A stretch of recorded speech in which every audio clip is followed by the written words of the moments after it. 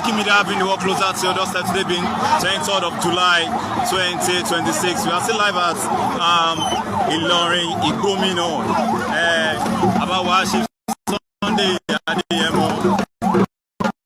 The crowd is massive. The crowd is massive. The crowd is massive. As you can see, the crowd is massive. The crowd is massive. The crowd is massive. Live at Ogbenutan Ilorin in Kwara State.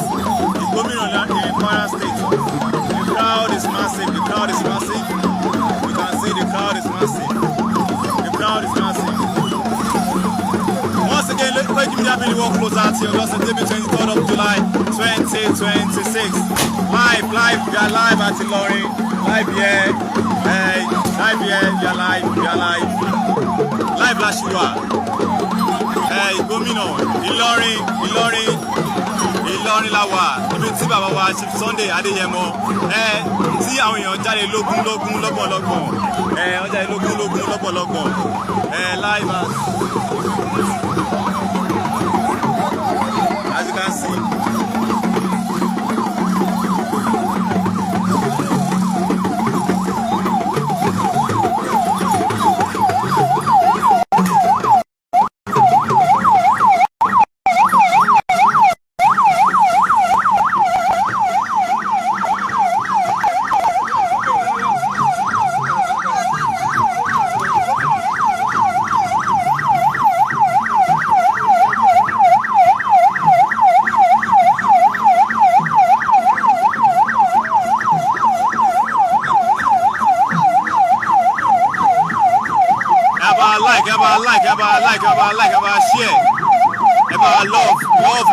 Share. Love, like and share.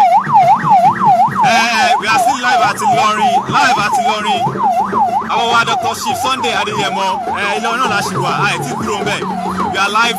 This is Koiki Media live at Ilorin, Ogbenutan in Kwara State. Live at Ilorin, Ogbenutan in Kwara State. Lawayi.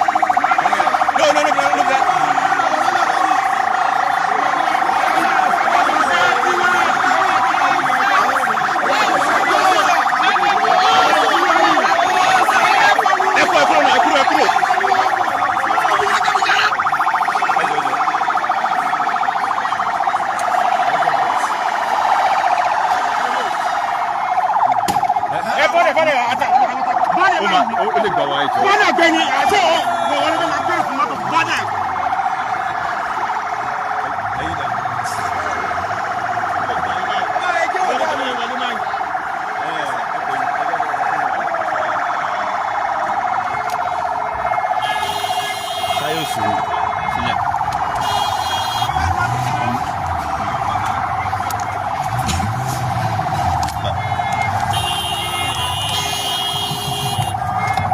Fọwọ́ mi tilẹ̀kùn ó fọwọ́ tilẹ̀kùn ẹ̀.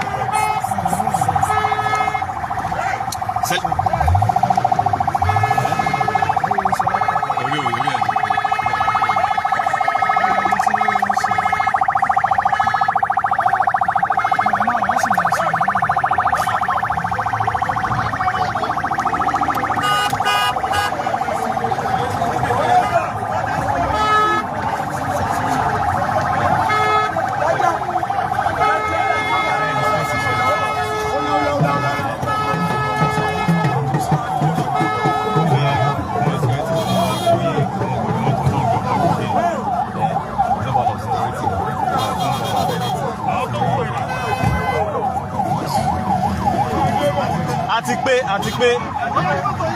àti pé ìyẹn wọlé sàn mí ìjẹun lọ sún fẹ́ ìtọ́rẹ